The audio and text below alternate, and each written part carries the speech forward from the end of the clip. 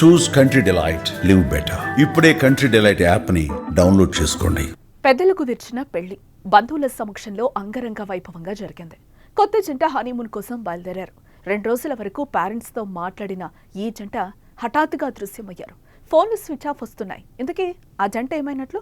హోటల్కి వెళ్లిన వారు అడవిలో ఇలా మిస్ అయ్యారు. ఈ జంటను ఎవరైనా కిడ్నాప్ చేశారా? అనుమానం కలిగించే ఎన్నో విషయాలతో కుటుంబ సభ్యులు ఆందోళనకు గురవుతున్నారు.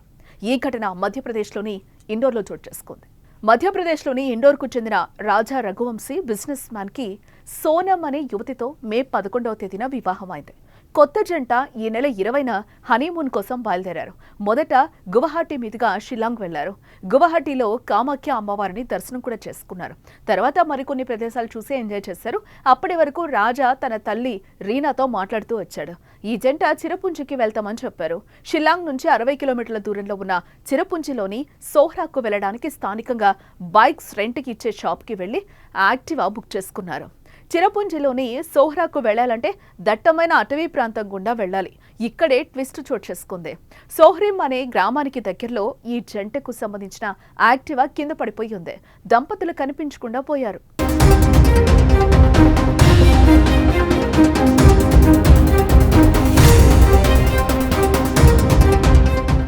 రాజా సోనం అదృశ్యంపై స్పందించిన రాజా తల్లి రీనా మాట్లాడుతూ తన కొడుకు మే 23 వరకు తమతో ఎంతో హ్యాపీగా మాట్లాడినట్లుగా తెలిపారు. తర్వాత వారి ఇద్దరి ఫోన్లు స్విచ్ ఆఫ్ అయినట్లుగా కన్నీరు పెట్టుకుంది. అనుమానం వచ్చి మేఘాలయ పోలీసులకు ఫిర్యాదు చేశామని అన్నారు. మిస్సింగ్ కేసుగా నమోదు చేసుకుని కొత్త జంట కోసం పోలీసులు బంధువులు కలిసి సోహ్రా ప్రాంతంలో గాలిస్తున్నారు. Crime branch DCP Rajesh Kumar Tripathi ఎప్పటికప్పుడు షిల్లాంగ్ ఎస్పీతో సంప్రదింపులు జరుపుతున్నారు. తమ కొడుకు వద్ద డబ్బు, కోడలు బంగారు నగలు ధరించి ఉండటం వల్ల ఎవరైనా వారికి హాని చేసి ఉండొచ్చా అని కుటుంబ సభ్యులు అనుమానం వ్యక్తం చేస్తున్నారు.